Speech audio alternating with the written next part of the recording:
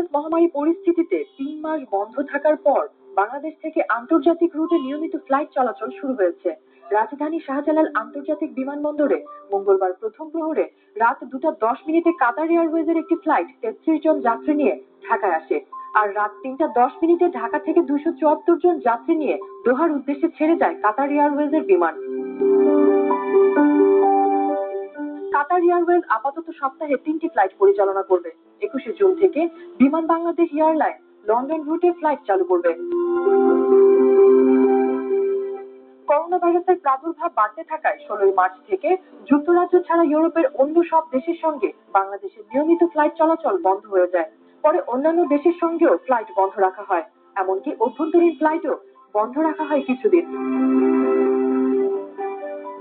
অবশেষে আন্তর্জাতিক রুটে নিয়মিত যাত্রীবাহী ফ্লাইট চলাচল শুরু হলেও বেসামরিক বিমান চলাচল কর্তৃপক্ষের বেঁধে দেওয়া স্বাস্থ্য সুরক্ষার নিয়ম মেনেই কাজ চালাতে হবে এয়ারলাইনগুলোকে। Bangla channel, news desk.